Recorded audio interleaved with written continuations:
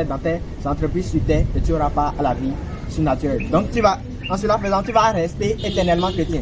Celui qui a l'habitude de lire la parole de l'Éternel et qui médite sa parole, c'est difficilement qu'il va suivre.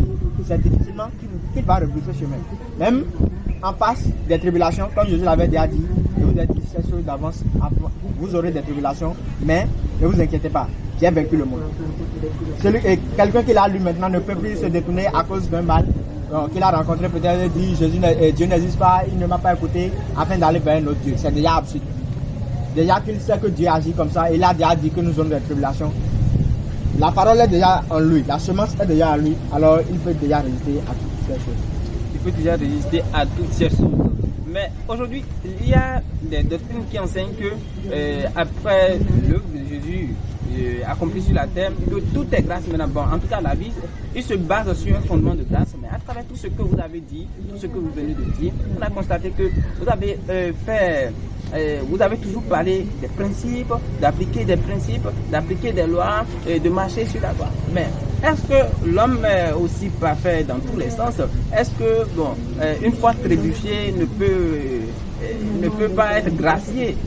D'accord. Si nous prenons la loi et la grâce, ce sont deux thèmes qui s'affrontent aujourd'hui à cause des chrétiens, mais ce qui ne devrait pas avoir lieu. La loi est là, la grâce est là. Ce sont deux choses différentes. Si nous prenons le christianisme aujourd'hui qui est sur la terre africaine, ce n'est pas grâce que nous avons le christianisme. Ce n'est pas que nous avons le christianisme. Ce n'est pas à nous. C'était pour les enfants d'Israël. Israël est toujours en Europe. Israël est toujours là-bas. Mais nous ne sommes pas en Israël, mais nous n'avons pas au christianisme céleste, au christianisme en général. C'est là la grâce que nous avons obtenue de notre Seigneur Jésus-Christ. Normalement, Dieu n'est pas le Dieu des païens, il est le Dieu des enfants d'Israël, il est le Dieu des Israélites. Mais puisque Israël a rejeté la parole de Dieu, Dieu l'a rejeté maintenant et il a fait recours aux païens. C'est ce que beaucoup n'ont pas compris. C'est ce que beaucoup n'ont pas compris, en ce sens que ils disent que nous ne sommes plus sous la loi, et c'est la grâce. Oui, c'est la grâce, il y a la grâce. En Israël, si tu pêches, Dieu te tue en même temps. C'était ça, Dieu.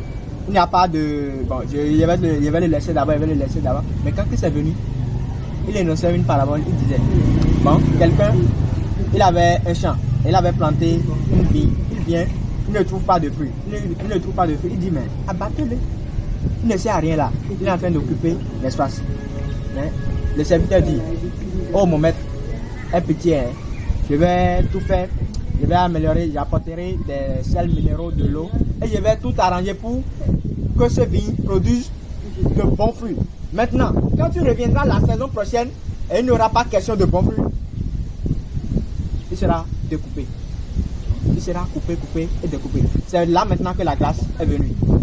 Sinon, avant, quand le maître de la vigneron, quand il vient, il ne trouve pas de bons fruits, il coupe. Mais Jésus dit non, s'il te plaît,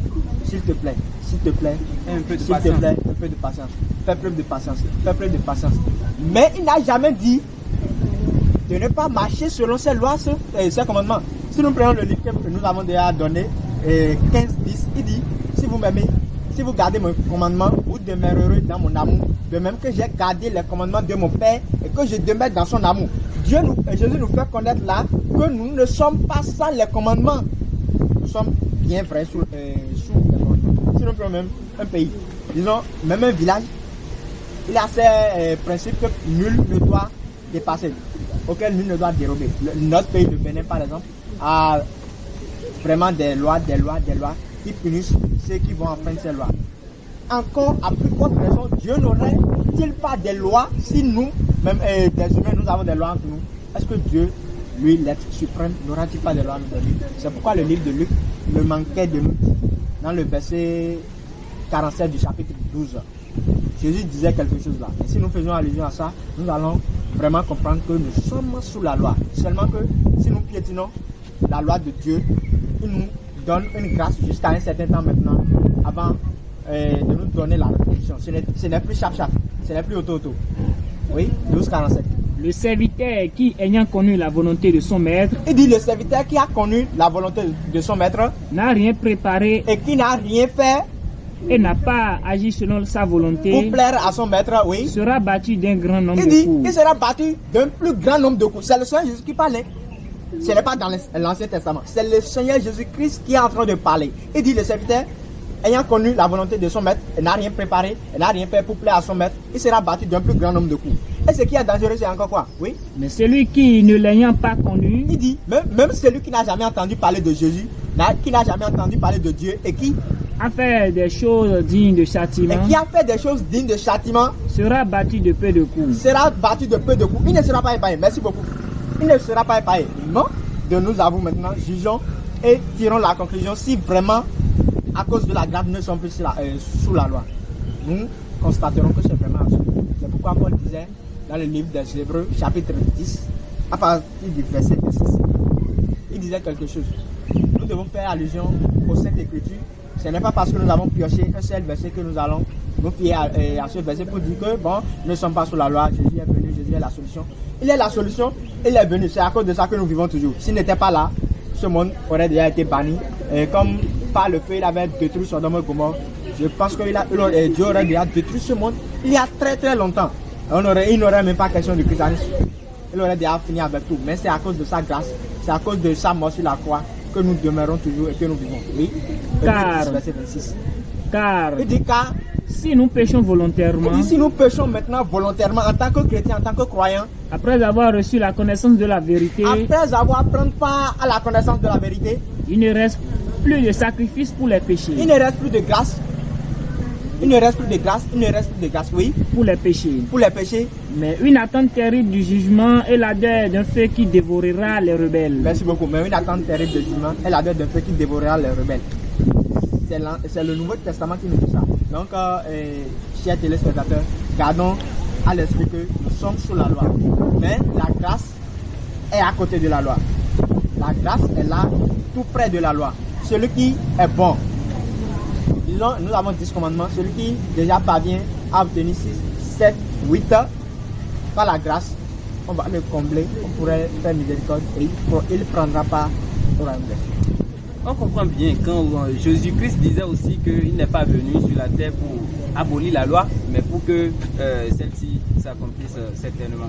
Donc le christianisme n'en exclut en aucun cas des histoires de loi. C'est vrai que la grâce est là, mais toutefois les lois aussi sont là. Mais frère Sylvain, est-ce que de façon récapitulative vous pouvez faire le brainstorming faire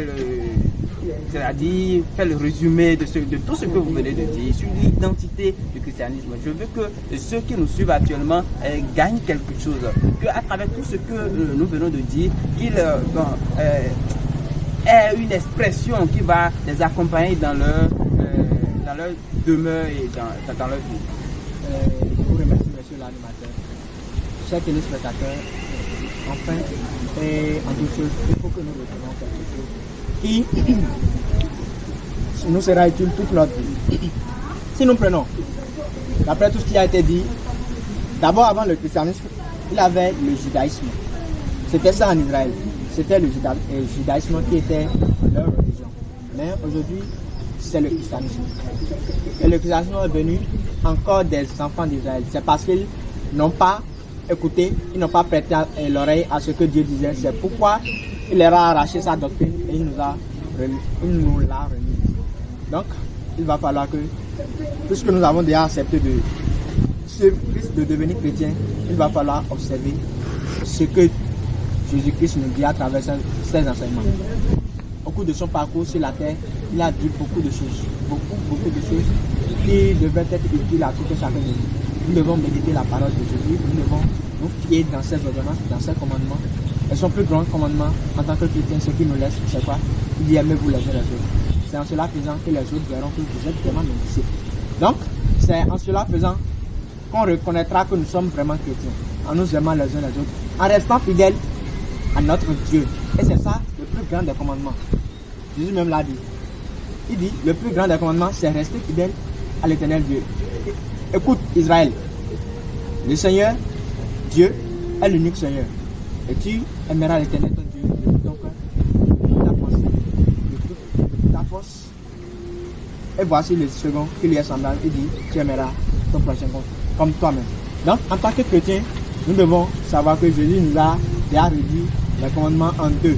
Aimer Dieu et rester fidèle à Dieu jusqu'à la mort. On ne consulte pas le pas, on ne consulte pas un autre Dieu, on ne consulte pas n'importe quoi, mais on consulte uniquement le Seigneur. Il est trop jaloux. C'est un Dieu vraiment jaloux, celui que nous avons décidé de suivre. Alors, si sa jalousie dépasse celui des hommes, il va falloir que nous faisons tout pour être agréables à Dieu. Et reconnaissons que notre parcours nous devrait nous permettre à préparer la vie surnaturelle. La vie surnaturelle surtout. Faisons de cette vie notre objectif. Faisons tout pour participer au grand souper qui a été organisé en faveur de notre Seigneur Jésus-Christ. Et en tant que chrétiens, nous aurons les récompenses sur terre et encore dans l'au-delà qui est le paradis. Merci beaucoup. Merci Sylvain Aounou pour les éclairages et surtout les précisions sur la thématique du jour. Merci chers amis, téléspectateurs, chers internautes. Cette émission sur RFM et on se retrouve à la prochaine. Ciao, ciao.